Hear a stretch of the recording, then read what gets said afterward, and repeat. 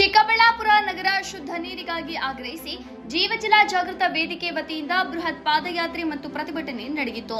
ಶ್ರೀ ಶನೀಶ್ವರ ಸ್ವಾಮಿ ದೇವಾಲಯದಿಂದ ಅಂಬೇಡ್ಕರ್ ವೃತ್ತದವರೆಗೆ ನಡೆದ ಮೆರವಣಿಗೆಗೆ ಹರಿಕೃಷ್ಣ ಚಾರಿಟಬಲ್ ಟ್ರಸ್ಟ್ನ ಅಧ್ಯಕ್ಷರಾದ ಆನೆಮುಡುಗು ಹರೀಶ್ ರೆಡ್ಡಿ ನೇತೃತ್ವ ವಹಿಸಿದರು.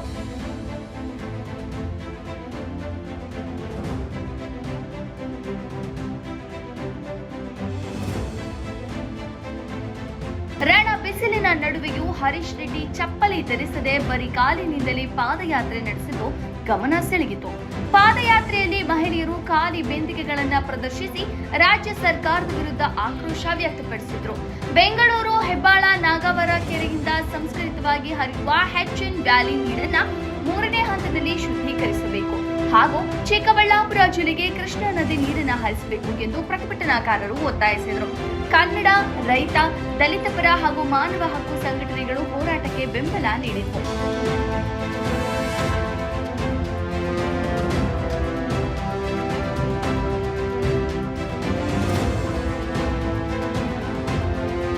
ನಂತರ ಮಾತನಾಡಿದ ಹರೀಶ್ ರೆಡ್ಡಿ, ಜಿಲ್ಲೆಗೆ ಪರಿಶುದ್ಧ ನೀರು ಒದಗಿಸುವಲ್ಲಿ ಸರ್ಕಾರ ವಿಫಲವಾಗಿದೆ ಎಂದು ಆರೋಪಿಸಿದರು.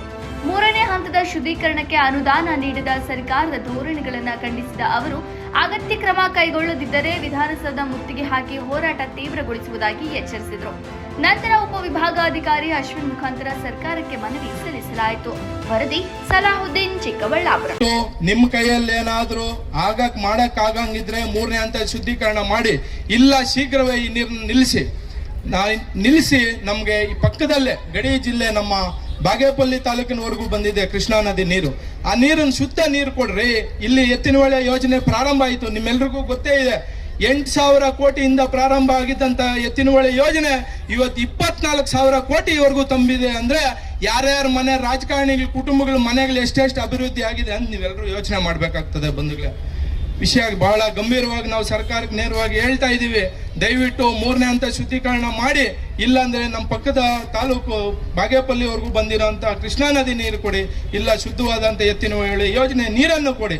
ಮಾತಾಡಿದ್ರೆ ಯಾರಾದರೂ ಮೀಡಿಯಾ ಮುಂದೆ ಬಂದು ಮಾತಾಡಿದ್ರೆ ಇವನು ಆ ಪಾರ್ಟಿ ಈ ಪಾರ್ಟಿ ಅಂತ ಒಂದು ಡಬ್ಬ ಕಟ್ತಾರೆ. ನಿಮ್ಗೆ ನೀವು ಡಬ್ಬ ಕಟ್ಕೊಳ್ರಿ, ಆಮೇಲೆ ಬೇರೆ ಪಾರ್ಟಿ ಅವ್ರಿಗೆ ಡಬ್ಬ ಕಟ್ಟಿರಾ? ಅದೇ ರೀತಿ ನಮ್ಮ ಏನು ಚಿಕ್ಕಬಳ್ಳಾಪುರ ತಾಲೂಕಿನ ಕೇತನಹಳ್ಳಿ ಗ್ರಾಮ, ಕೇತನಹಳ್ಳಿ ಫಾಲ್ಸ್ ಅಂತ ಎಲ್ರಿಗೂ ಗೊತ್ತಿರ್ತದೆ.